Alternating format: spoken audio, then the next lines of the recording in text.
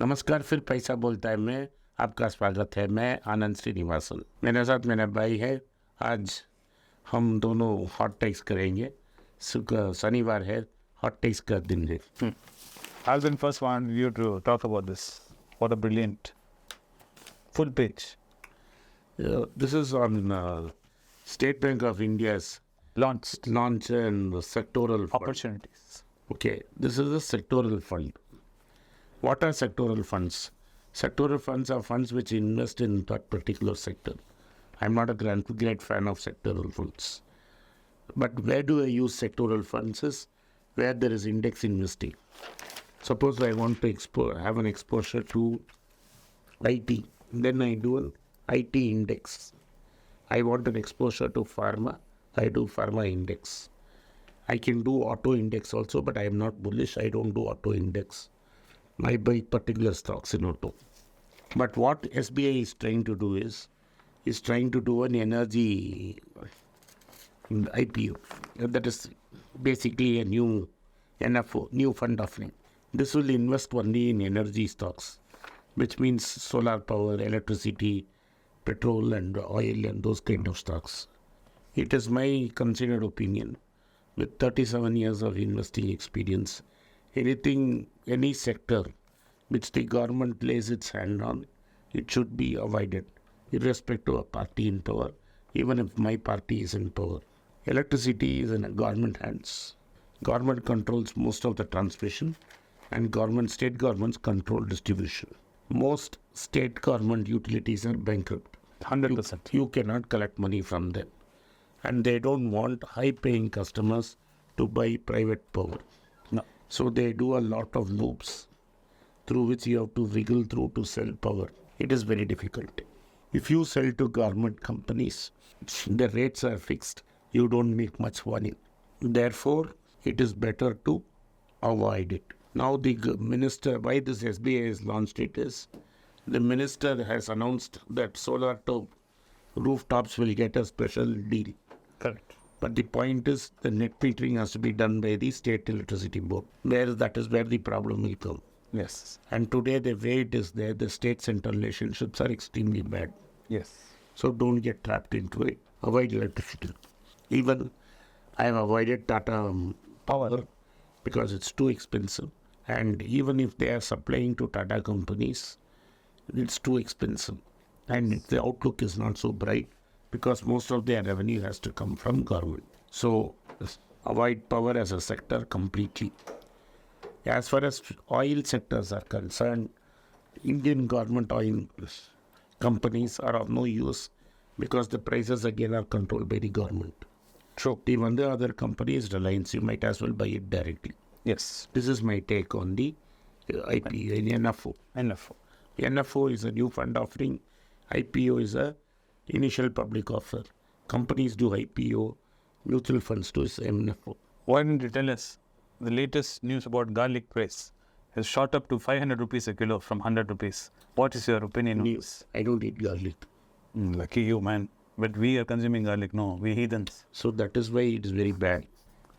Garlic is unhealthy for you, according to some people, though it's really very healthy. Yes. And most Indians use garlic. Consume garlic. And it's hurting. It is seasonal. Yes. The garlic crop has failed. It will stay high for a month or two and then really drop on the opposite side.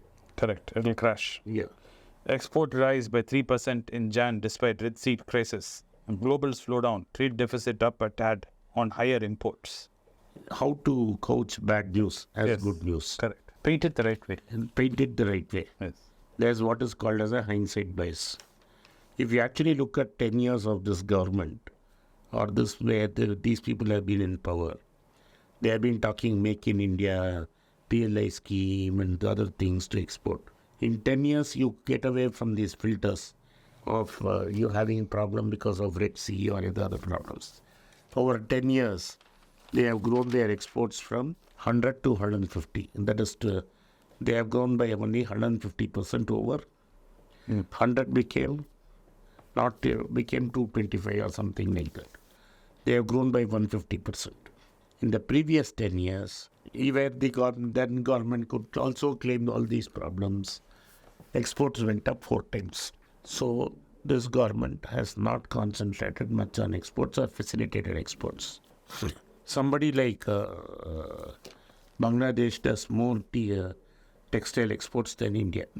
So we have not concentrated on exports. This is very sad because exports are done by small and medium enterprises. Like if somebody who knows Tripur will tell you, or Ambur, one embody. And this could have created a lot of employment. Yes. So this is strange, and if everything is hunky-dory at the government is very confident, why have they postponed Tesla's decision post-election? The Tesla is asking for favors which are unnatural. And if you see, overall what has happened is the sale of electric vehicles has suddenly collapsed, not only in India, across the world. Yes. There are 2-3 problems. One is that there is no charging, there are not enough charging stations. 2, the range of the battery is a problem. That is, people assume that they will travel 300 kilometers every day. So today the range of a Tata vehicle is only for 200-250 kilometers. People will travel long distances every day. So they are not buying those cars. The other thing is happening is the battery technology is changing so fast. The range of the cars have also increased. Correct. Now Toyota is talking about a hybrid version or a solid state battery, Yes. which can do 500 to 600 kilometers. Yes.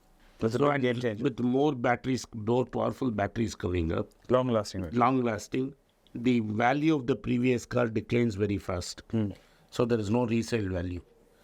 So this has become like the microprocessor game of Intel or the sharing game of Gillette, where the price of the vehicle drops dramatically. Correct. That's if you have a car which can do 250 kilometers and you introduce a 400 kilometer car, if the 250 has no more market. 250 has no market.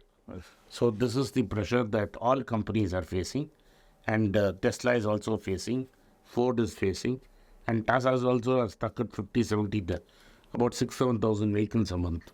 Correct. That's why they have cut the prices to push sales. Correct. What about taxation issues delaying the launch of electronic gold receipt trade? See, nobody will. Already there is a 15% tax Yes. in some form or the other. Yes. Then there is a GST. So at 18%, nobody who's a serious big buyer will buy officially in India. Most of it is done through informal transfers. Backdoor channels. And there is a full supply network for it. Yes. So the actual jeweler who is buying it may get a 3% difference. But 3% is a huge thing. Yes. Because then there is a whole network where the balance 15% goes away.